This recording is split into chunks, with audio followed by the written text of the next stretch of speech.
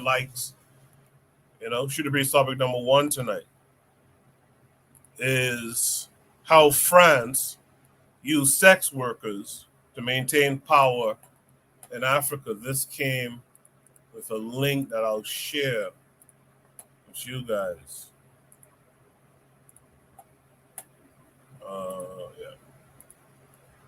So we'll watch the videos and then we'll have a discussion about it. Weapon against African leaders was the pillow talk technique a recent French documentary revealed. It showed how France used sleepover spies not to count sheep, but to snuggle, seduce, erect, and extract juicy information to influence its foreign policies, especially in Africa. These spies were not ordinary women, but highly trained and sophisticated women who understood the assignment. They worked under the leadership of a woman known as Madame Claude, the most powerful and notorious madam in France at the time. But who was Madame Claude? Let's get our fingers dirty. This madam was born in France in 1923 and she claimed to have joined the resistance during the Nazi occupation of France. But some sources suggest that she was in bed with the Germans. After the war, she moved to Paris and started the business of offering the services of beautiful and cultured women whom she called swans to wealthy and influential men. Basically, this woman was running a global high class brothel, not with swans, but with vulture, preying on the weak and powerful men in search of someone to stroke their ego.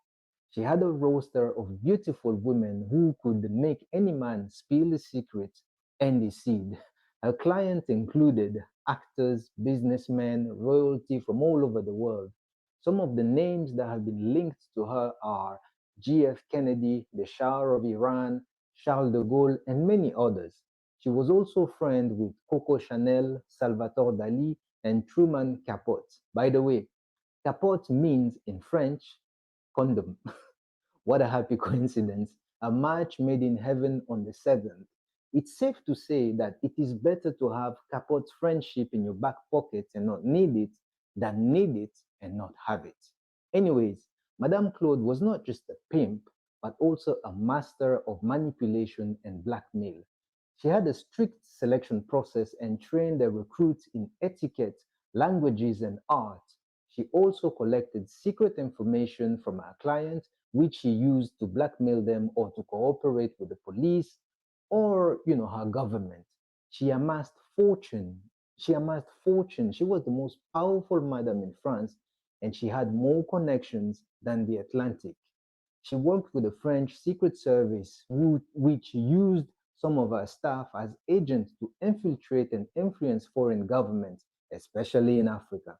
In other words, she was in bed with diplomacy, literally and figuratively. Madame Claude's empire began crumbling in the late 70s when she was arrested and charged with tax evasion and pimping. She fled to the United States where she lived for over a decade. She returned to France in 1986 and served a 4 month prison sentence. Then she lived a secluded life in Nice until her death in 2015 at the age of 92. She was the subject of several books, documentaries, and film. A biopic titled Madame Claude was released on Netflix in 2021, but no chill. But back to African leaders and politicians.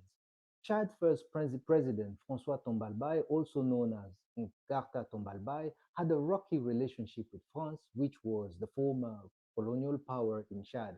Although they initially worked together in harmony after Chad's independence in 1960, he gradually became more hostile and defiant toward his former ally and colonizer. He had several reasons for this change of attitude. One, he wanted to assert his authority and autonomy by replacing French civil servants with Chadians, mostly from his ethnic group. This provoked the resentment of the French who felt like they were losing their influence and interest in Chad. Two, he accused France of meddling in African affairs, not new, and supporting secessionist movements such as the Biafra War in Nigeria. He denounced France's neocolonial ambition and sought to distance himself from its policies. 3, he diversified his foreign policy and sought support from other countries such as Libya, China, and the United States. He aimed to cut ties with France and pursue more independent and nationalist course of his country. 4. He faced growing opposition and unrest within his own country, especially from Muslim majority in the north who felt marginalized and oppressed by his southern dominated regime. He also became increasingly authoritarian and repressive, banning all political parties except his own, abolishing the constitution and imposing a single party system. He confronted several rebellion and coup attempts from various factions, some which were backed by France or Libya. You see, these factors contributed to the deterioration of Chad and France relations under President Tobalbai. However, his downfall was not only caused by external pressure, but by also his own mistakes. For example, this one.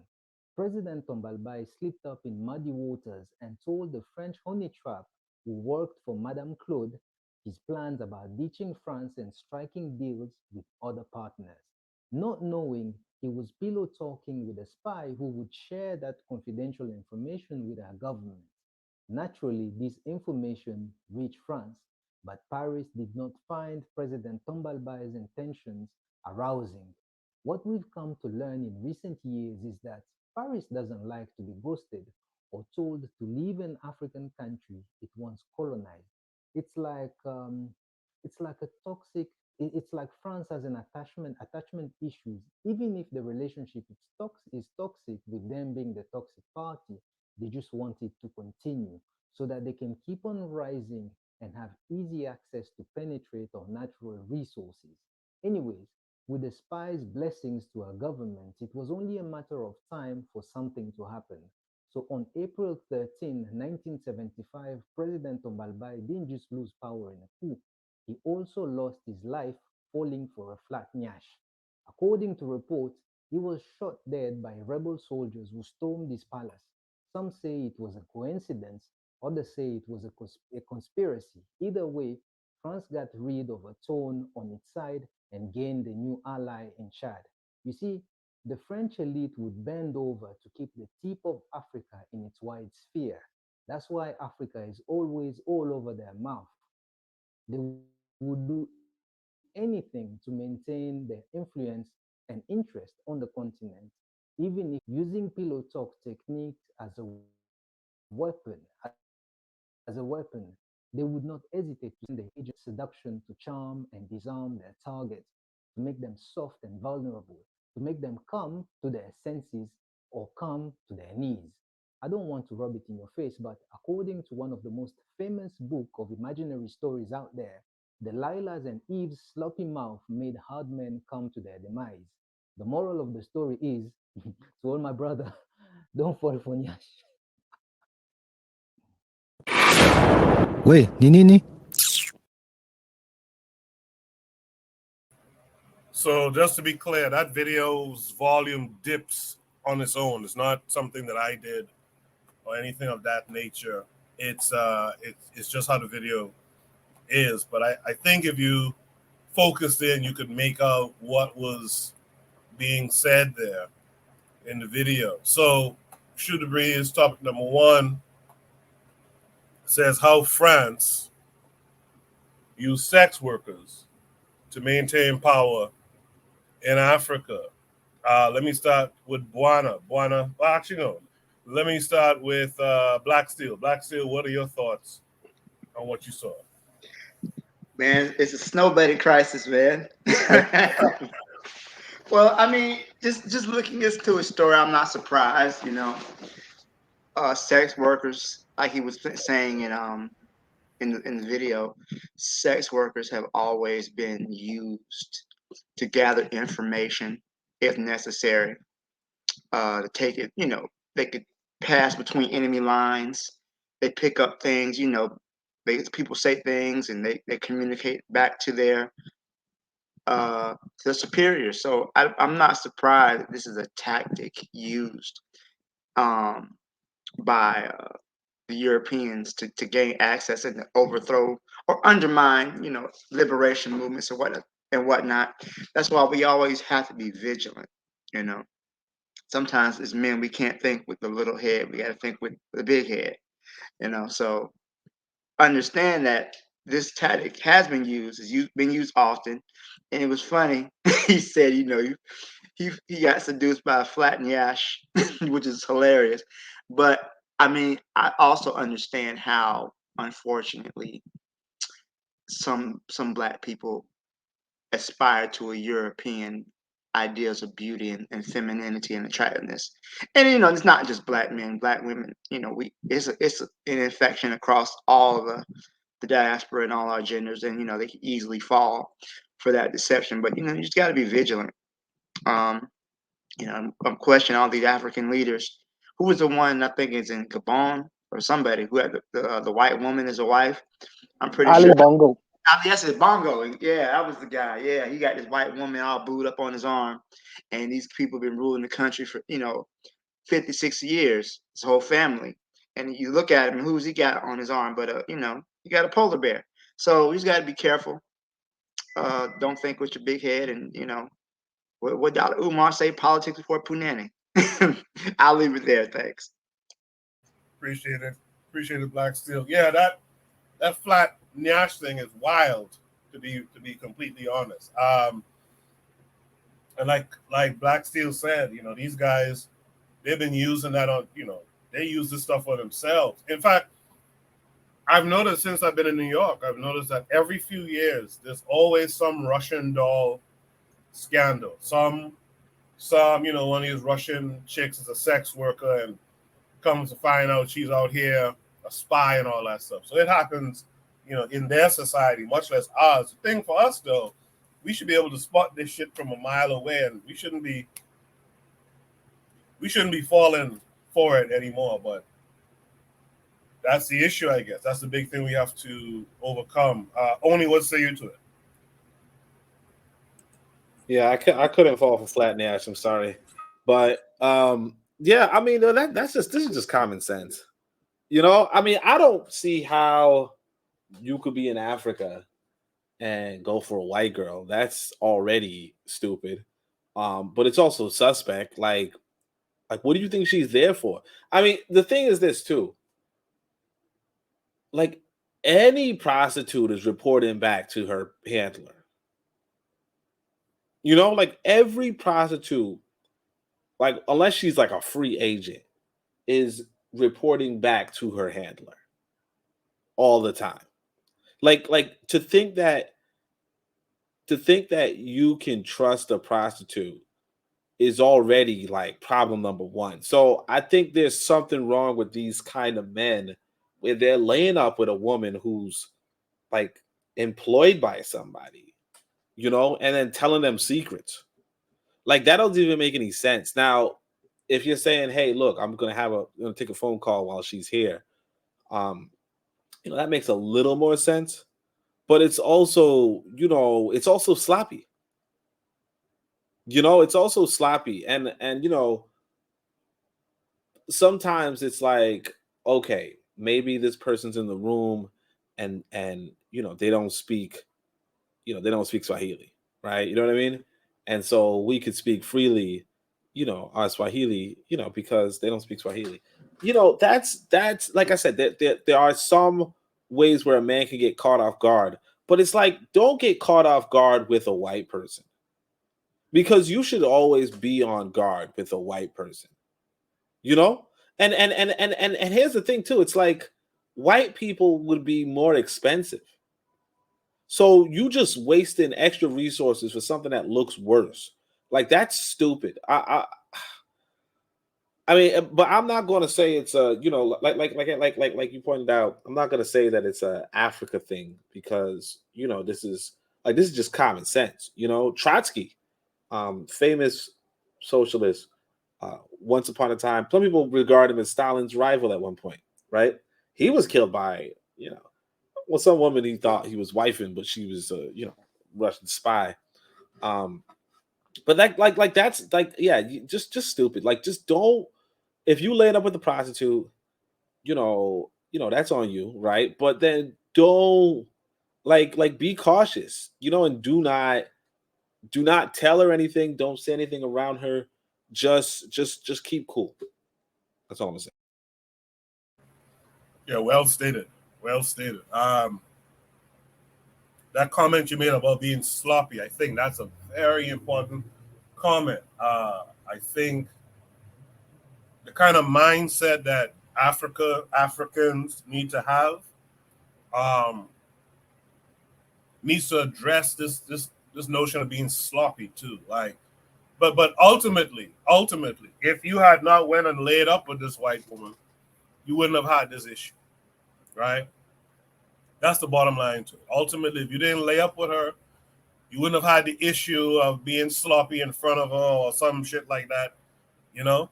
So I agree with what you said 100%. Good comments in the chat. I'll read some of them in a second. MG2 just joined us. MG2, how are you this week? Doing good. Hopefully everybody's health is okay. I'm glad that you showed this video.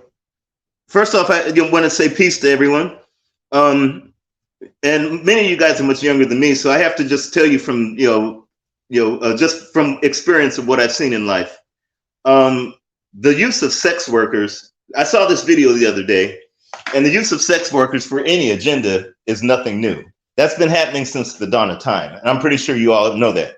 It's that's clearly one of the reasons that Africa fell in the first place. Was the miscegenation that caused a lot of mulattoization, and then we fall. And that's my take on Dr. Chancellor Williams. The sex worker thing is something that I think a lot of us nowadays, because social media has inundated with information that we may have forgotten or not known of, especially you younger guys, that it seems like it is something of an anomaly or a modern anomaly. This is old, like they say, what is the oldest profession? Okay, so it kind of should tell you everything you need to know. And one thing, before I leave, I'm gonna drop this on you guys just a little bit. All right, think about it this way. The sex worker scenario is no different whether it was done with that Negro over there in Gabon, or whether it's done with Tyrell and Ray and Pookie, who go ahead and are getting an NFL contract. The first thing they do is they say, "Do you want a car?" And it comes with the Becky. So therefore, it's no different. Somebody's got an agenda. Shall we say OJ? They'll have an agenda. They're going to go ahead and get what they want, and the first thing they do is they use the oldest profession. Clearly, it's a tried and true thing. So the thing is, I want to drop this on you is if you recognize whether it's toys and trinkets, record deals, a Becky or whatever, if somebody wants something, they're going to have that word that many of us don't realize. It's called an agenda. An agenda. But brothers, keep in mind, whatever you encounter in life, there is only one difference of one letter difference between the word agenda and agent. So just remember that. Thanks a lot, brothers. And I'll go ahead and listen offline and, listen to a wonderful show you guys have. Peace. All right. Appreciate that, MG2.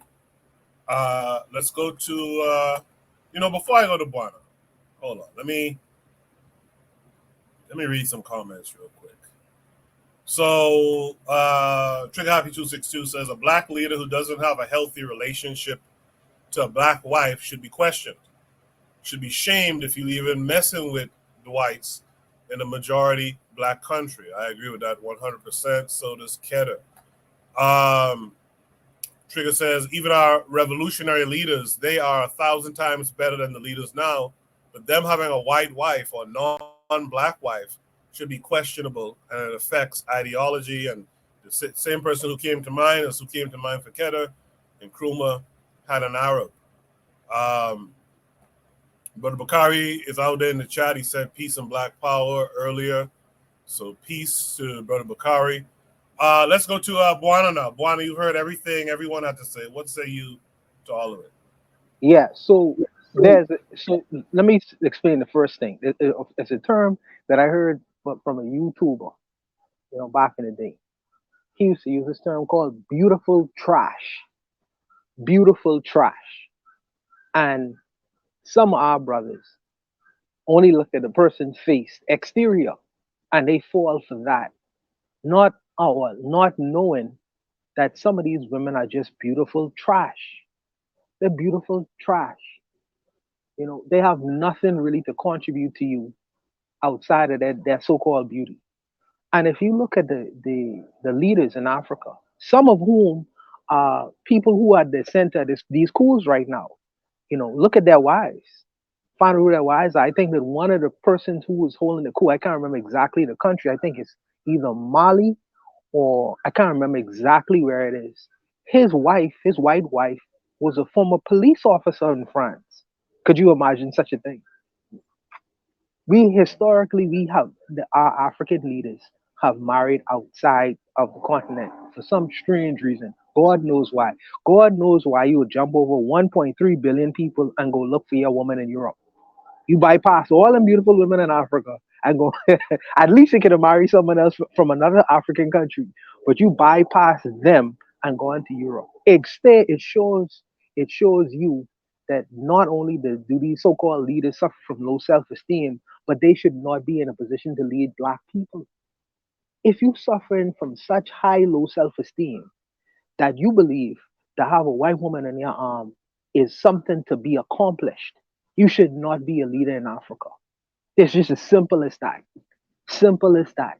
Imagine a Chinese leader marrying a European woman. It'll never happen. Ever happen. You know, so there we have work to do. We have work to do in influencing the mindset of people. Because if we here and the leaders of countries that's governing millions of black people could just bypass all these beautiful African women and decide to marry a French woman, there is a big problem. There is a big, big issue. Because unfortunately, these women turn out to be beautiful trash. You know, they go back and tell their paymasters, hey, these people are plotting to get rid of y'all. Y'all need to do something about it. And in terms of what Oni say, sex workers is a general term because in the sex working industry, you get your people who look like the street hooker on 125th Street. Then you have the well dressed, articulate, smart, intelligent honey trap. Smart, intelligent honey trap. You wouldn't even know if she was a hooker or not, or you wouldn't even know she's actually doing this, what she's doing in the service of other people. This is the reason why they have madams. A madam prepares these women to engage so-called intelligent men to their own particular whims. You know, because an intelligent man ain't go for the street to hooker. No, he gonna go for a well prepared, beads and high heels, well dressed hooker, not knowing that she is actually a hooker.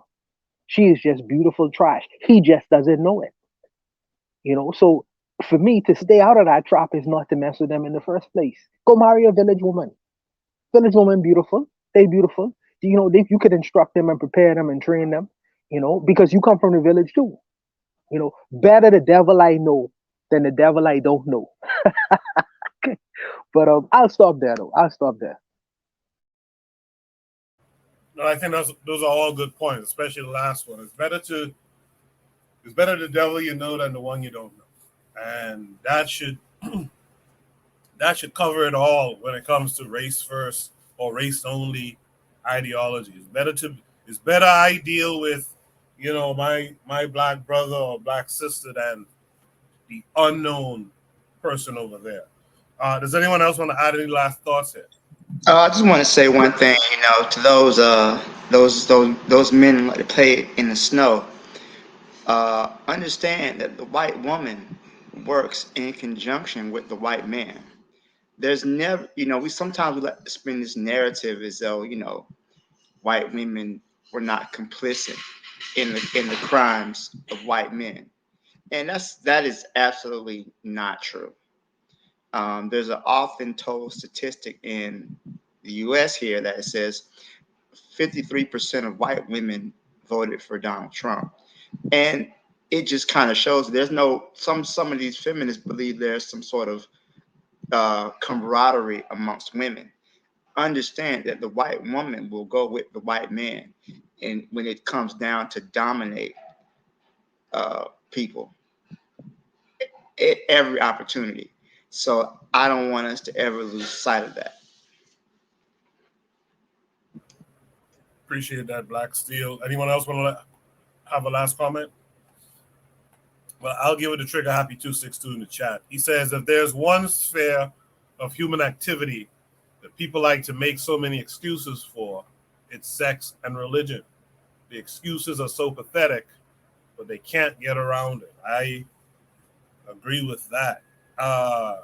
Since there's no more comments, let's go to Shooting Breeze topic number 2 tonight. Thanks to MG2 who came through and spoke his